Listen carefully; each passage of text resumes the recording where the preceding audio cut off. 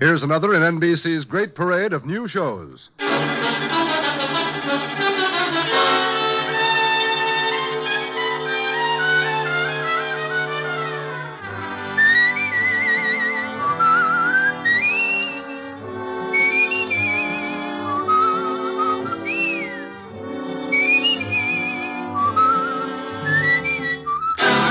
Now, Dick Powell as Richard Diamond, private detective.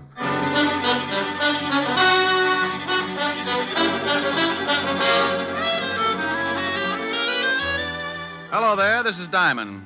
You know, this business I'm in can get pretty silly sometimes.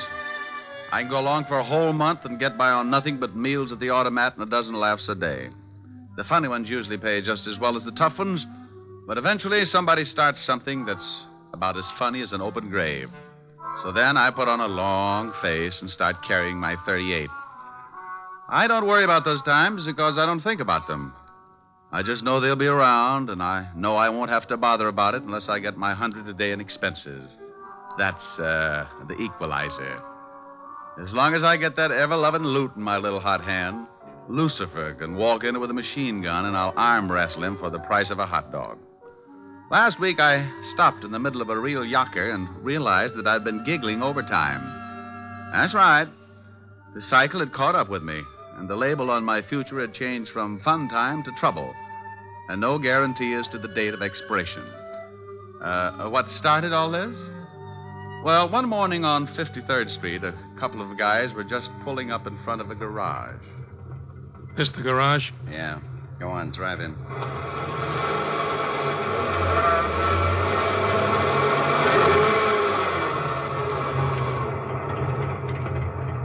Here comes a guy. Yeah, this is big luck for us. The guy coming is the guy I want. I don't want he should see me yet, so you keep talking to him, and I'll get out this side. Tell him to look at the motor or something. Something I can do for you, mister? Yeah. Take a look at the motor. It's been missing. Sounds all right. It don't drive like it sounds, so take a look at it. Okay, sure.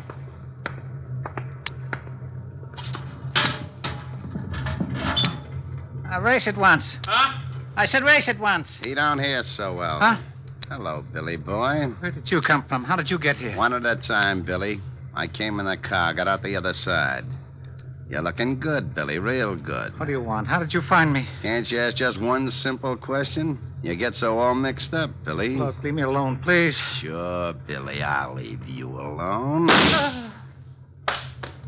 All alone, you louse.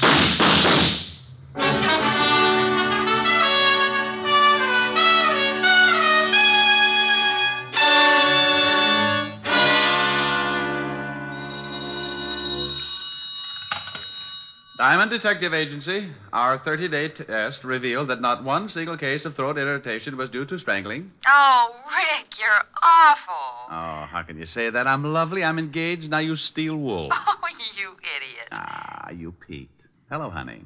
Hi. Am I going to see you tonight? Sure, what'll we do? You get here about 8, I'll think of something. Oh, let's stay in. I've got that awful broke feeling again. Oh, is business bad, Rick? Well, it's pretty bad, but it gives me a chance to get some exercise. Exercise? Yeah, I found a Japanese beetle in the desk the other day, been giving me judo lessons. I'll just pretend I didn't hear that. Don't knock it. Vaudeville's on the way back. Leave it alone. Let it live. Helen. I'll see you about 8. Wait a minute, honey. I think I forgot to shut something off. People are running in. Clients? I'll find out. Oh, would one of you gentlemen mind dropping a few $100 bills on the floor? Well? I'll call you right back. I don't think they're spendthrifts. All right, Rick. Bye. Bye, honey. Well, now, lads, what can I do for you? Your name Diamond? Yeah? Would you mind closing the door? I've got a beetle that'll break my arm if he catches cold. Hey, this guy's screwy, boss. Shut the door like he says. You got a beetle, huh, funny man? Yeah, and I'll bet you 8 to 5 he can throw you. Well, if you have got a beetle, he must be running around your head, but I ain't got time to find out. You know something? I don't think we're going to get along. You may be right, funny man. It depends. On what? On whether or not you turn the bundle over to me. Look, Rockerhead, if you're looking for your laundry, you got the wrong Ben. I don't like the way this guy talks. No, but first we ask him nice. We want the bundle, funny man. You just said that. I say it again for you. Then if you don't get it, I make you understand. Like how? You couldn't point out Clyde Beatty in a lion cage. Here it is. Now try hard. I want the bundle. I know this will throw you, but what bundle? He's going to be difficult, boss. Shut up. Look, Shamus, some of my friends think I'm kind of good-natured, but sometimes I fool them and get nasty. You should be ashamed of yourself. You want to know what bundle? I tell you. Maybe you snap out of it. The bundle the dame gave you, the 200,000. 200,000? 200,000 what? Girdles? That does it. Vern, see why the Shamus is lying. Now, wait a minute, Buster. You go on the muscle with me, and I'll tear off your biceps and stuff them in your fat face. Vern. Yeah? Oh, nuts. Why is it a 38 always changes my mind, and I wanted to be so virile? I'm going to use this gun unless you tell us where you got the 200,000. Now, this is getting silly. No, it ain't. Well, It's getting bloody, see? Hey, now, what's going on? I told you, funny man. I want what you got. Well, what I got hurts, and you're welcome to it. You sure ask for it. No. Come on. You save your head from getting squashed, and me and Vern save a lot of time. Where you got the dough? Look, I didn't know what you were talking about when you started, and I'm just as stupid now. You are that, funny man. Vern? Hey, wait. Now, A gun barrel can cut you up pretty bad. You want to see how bad, or do you want to tell us? You think I like the massage? I tell you, I don't know what you're talking about. I don't like to be kept waiting, you. I don't like it none, see? Now you spill your gut, so my boy chops you up like hamburger. Open your yap and sing. Sing, you hear me? Okay, but you won't like it. I can't begin to tell you. Close his lousy mouth. Close it good. Oh, I knew you wouldn't like it. Now, funny man, you got a wisecrack? You gonna still make like a hero? Answer me, funny man, or I step on your face. Boss. Shut up. But, boss. Yeah. What do you want? He don't hear you. He's out. Huh? Oh. Well, what did you sap him so hard for, stupid? Maybe you turned him off for good. Nah. He'll be around in a couple of minutes. Then I can work on his ribs. He'll tell us where he's got the dough. I don't know. You don't know what? He's got the dough. You sure know that. Yeah, the dame says she give it to him. You think maybe she crossed you? You think she skipped? I think maybe we better find out. This Shamus is pretty stubborn and pretty clean. I think we find out. How? You watch. I'll search the joint, then we'll get out of here. What about the Shamus? He'll make it all right. I want him around for a while. After we find the dough, you can put him back to sleep. Mr.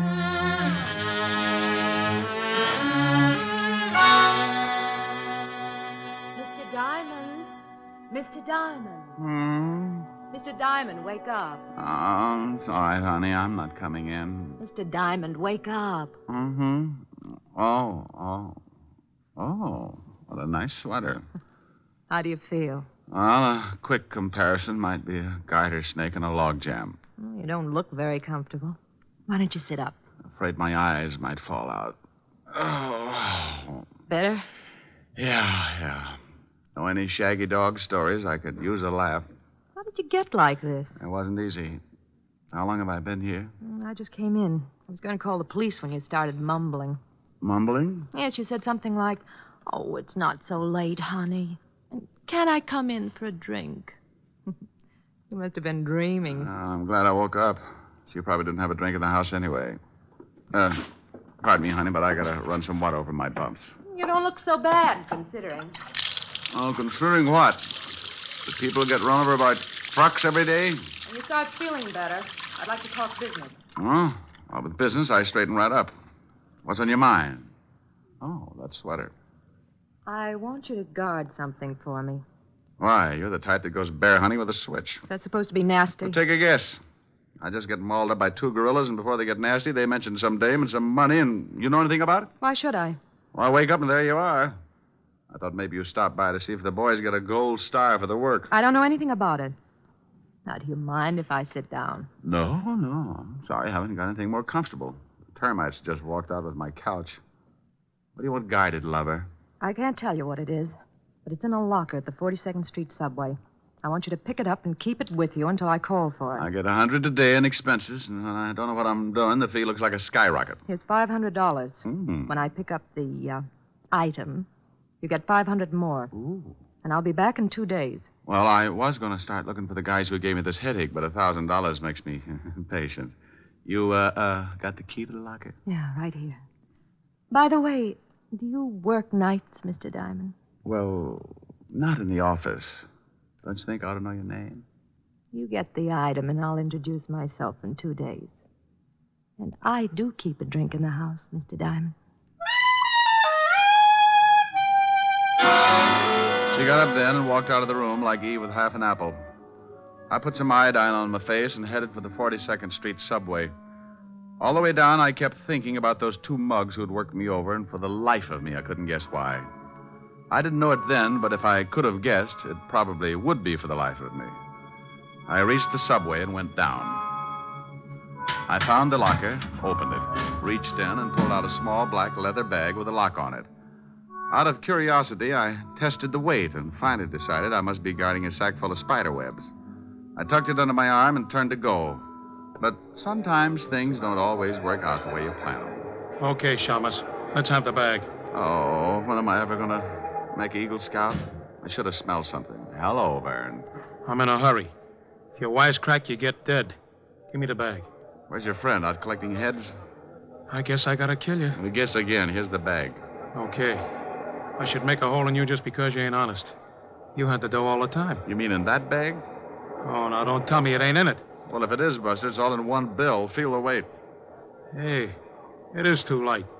Why, you lousy, no-good gumshoe. This time I don't play around. Frank wants that dough, and you're going to show me where it is. Oh, I wish you'd get yourself a 22. Those big guns make dents in my back. I'm going to count 3.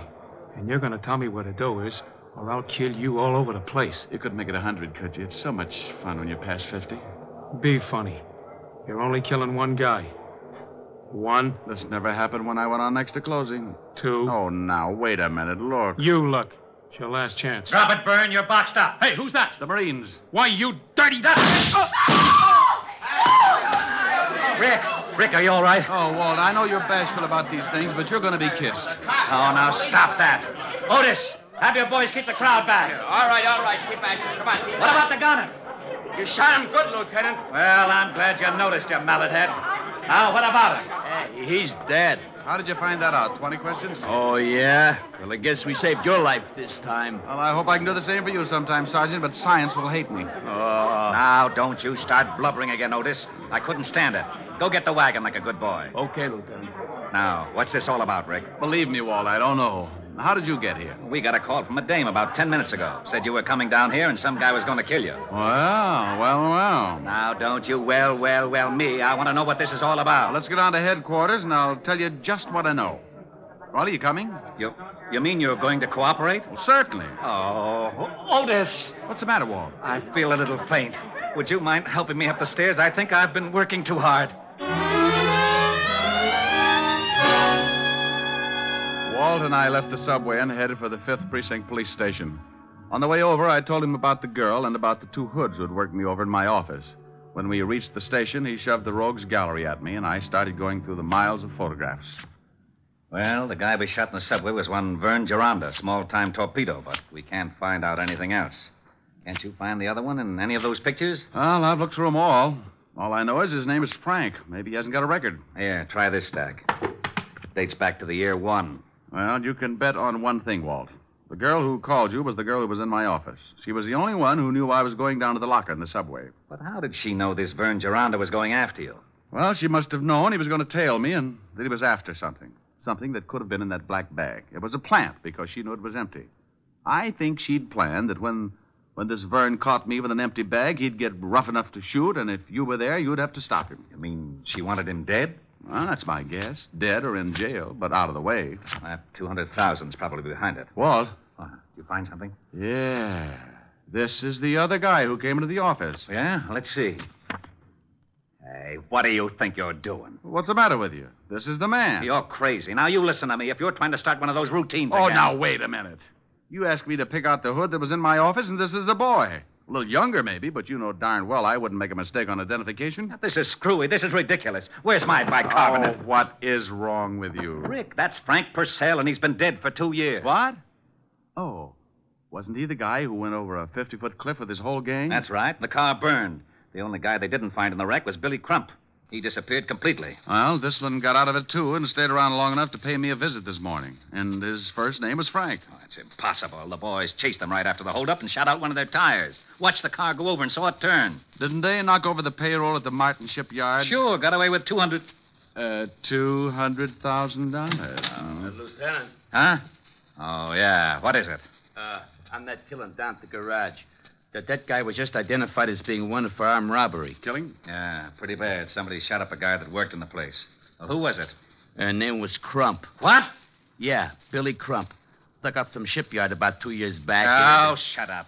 Oh, I was only telling you. Okay. What else on it? He has a wife, lives at 64th Street, apartment 205. That's all. Well, don't just stand there, you applehead. Go get the car. Oh, yeah, Lieutenant. Come on, Rick. I'm waiting. All right. I apologize. Oh, you really don't have to, Walt. I was as confused as you were. Was. But you're not now? No, I don't think so, Walt. But let's get over to see Mrs. Crump. She can do a lot of straightening out.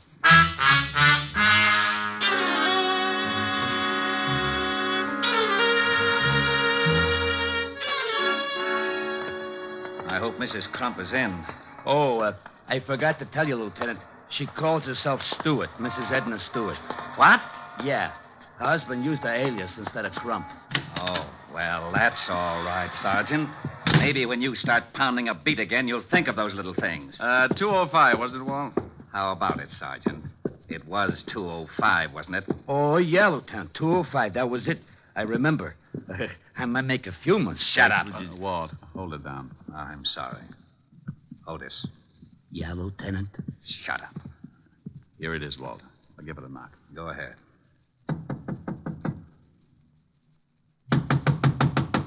Looks like no score. Try the door.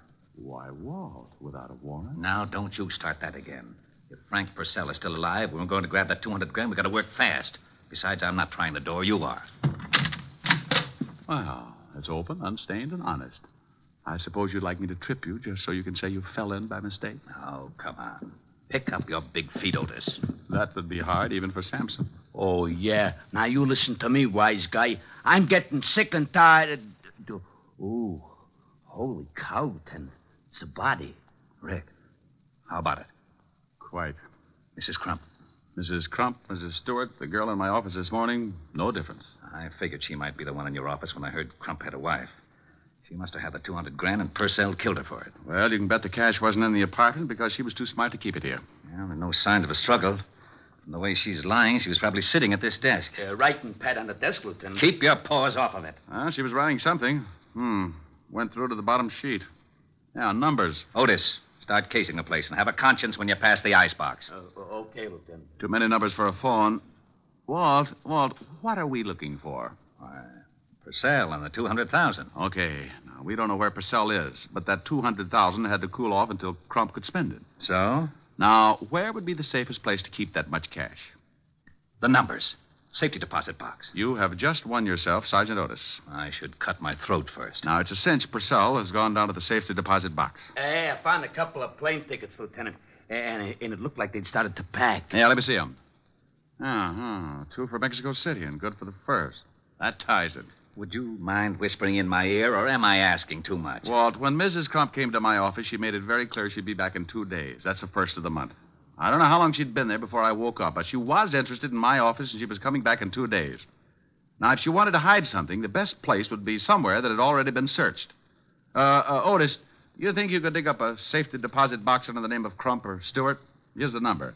I can try. Stout fellow. Now, Walt, if Frank Purcell did kill the girl and then headed for the deposit box, I don't think he found much. And the only other person that Mrs. Crump contacted and that he suspects is yours truly. Uh-huh. And he'll tail you, or worse. I hope so. But I want 10 minutes alone in my office before he catches up. Now, Otis, get going and call me at my place. Right. Now, Walt, I'm going to walk around for about half an hour and see if I can pick up a tail. Then I'll lead him to my office. I'll get there at exactly 2:30. You get there 10 minutes later. I think I'm going to need help. I still wish I knew what you were up to. Now, as soon as Otis finds that deposit box and tells me if Mrs. Crump was at the bank around 11 this morning, I'll tell you the whole thing. And if I'm lucky enough to stay alive, you'll have Frank Purcell to fill in the details. I left Walt and started walking. If Purcell was after me, he was too smart to let me spot him, so I just kept going until I'd used up the half hour, and I was on my way up to my office. Purcell wouldn't follow right away, so that gave me the 10 minutes I wanted. I went in and looked around. Nothing had changed. desk, chair behind and chair in front. Small closet with sink, hat rack, and bookcase. I went to work on the bookcase first. Nothing. So I took the desk apart. I kept going. Closet, under the rugs, still nothing. I took a breather and tried to reason it out. If I had suspected something in the beginning, where would be the last place I'd look? Something I never used. I didn't have a vacuum cleaner, so that was out. Then I remembered something. Something the girl had said that morning. Do you work nights, Mr. Diamond? I looked up at the big light bowl hanging from the ceiling. A little lost weekend, but it was worth a try. I walked over and snapped on the light switch. Score for Diamond. With the light on, the bowl became transparent, and lying at the bottom, I could see the outline of a large bundle. I forgot to smile because the footsteps coming up at the hall sounded like company. I turned off the light, went over to my desk, and sat down with a very comfortable 38 between my legs. Well, good afternoon, rocker boy. Did you forget your bucket of blood? I forgot something? Sure, funny man. I forgot to leave you dead. Don't look so unhappy. You tried. I've been getting a big run around all day. So I brought me something to slow things down. You want to see it, or do I keep it in my pocket? Well, if it's a mouse, I'll scream. In this pocket, I got 6 ways to kill a louse. If you ain't seen a louse, just grab a mirror. Oh, by George. That was a good one. What's the matter? Was the deposit box empty? Oh, you know about that, do you? I figured you was working with a dame. Well, you got a silent partner now. You're right. Last time I saw her, she was speechless. I'm going to do the same for you, funny man, but I make a deal. You say no or even maybe, and I'll kill you where you sit.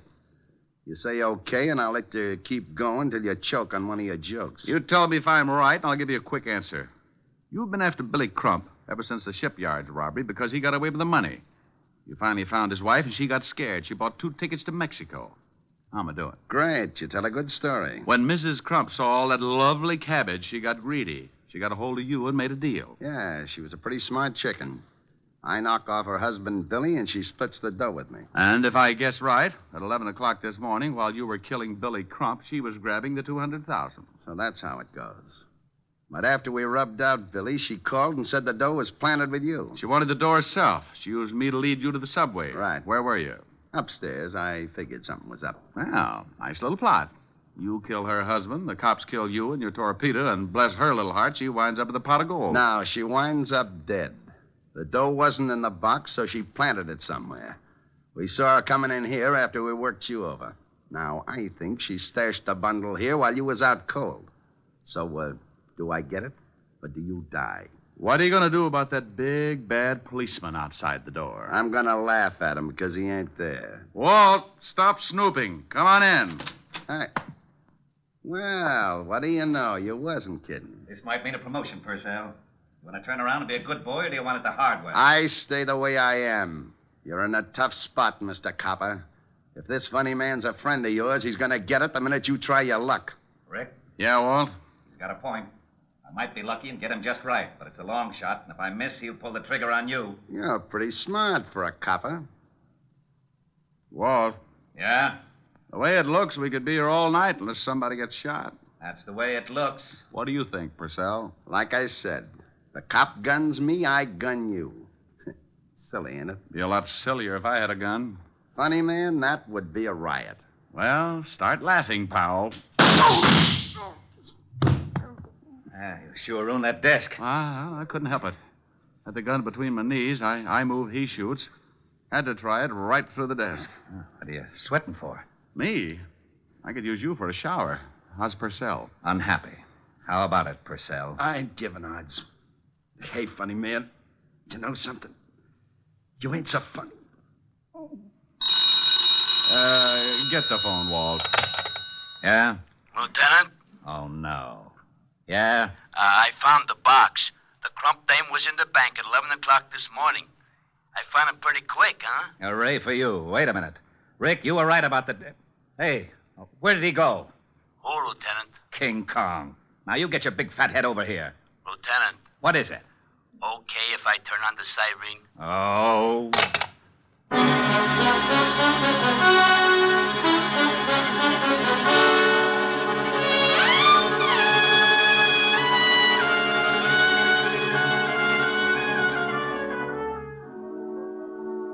Here's the iodine and bandages, Miss Helen. Oh, thank you, Francis. Stop squirming, Rick. Oh, honey, I know what's coming when I leave here. I'm going to look like an advertisement for a snappy funeral. You baby. It's just a little iodine and bandages. Oh, get her. You use enough iodine to stain an elephant, and so much bandage you could roll up a herd of mummies. All right, then get infected. I am infected. Rick, stop Come that. here now. Come here. I've had a tough day. I've been beat up, shot at, and been insulted by Sergeant Otis. I need some relaxation. I want to play. Should I leave, miss? You stay right where you are. I think there's a wolf loose. Francis. Yes, Mr. Diamond. Have you studied your lessons on how to be a private detective? Oh, yes, sir. I'm up to Chapter 8. But have you read Chapter 8 yet? Well, no, sir. Oh, that's too bad. I was going to give you some first-hand advice on that chapter tonight. Oh, I'll go read it right away, sir. May I, Miss Helen? Go ahead, Francis. I can't win. Oh, this will be jolly. Now, come here, you. But, Rick, stop it. Get away from that piano. No. You are my sunshine, my only sunshine. You make me happy. Come on. Well, you know what they say about music soothing a savage beast. If you don't like it, you sing something. Oh, what for? You don't even look a little wild. Sing something. I'll get as wild as you want. Oh, now there's a statement. Go on. All right. Little girl, you're the one girl for me. Little girl, you're as sweet as can be. Just a glance at you meant love from the start.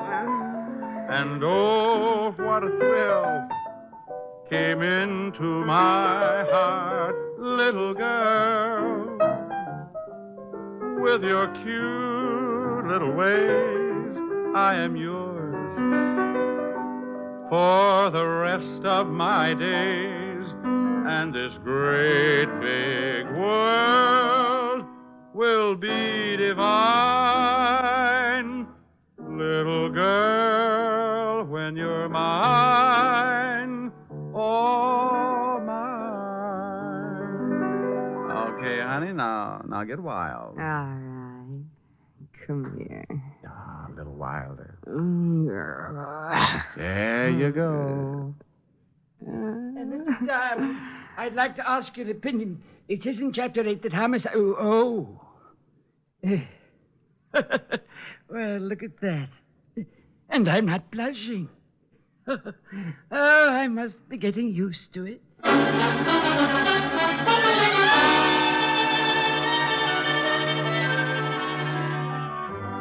You have just heard Richard Diamond, Private Detective, starring Dick Powell. Helen was played by Virginia Gregg. Lieutenant Levinson by Ed Begley. Also in our cast were Wilms Herbert, Gene Bates, Robert Carroll, and Ted DeCorsia.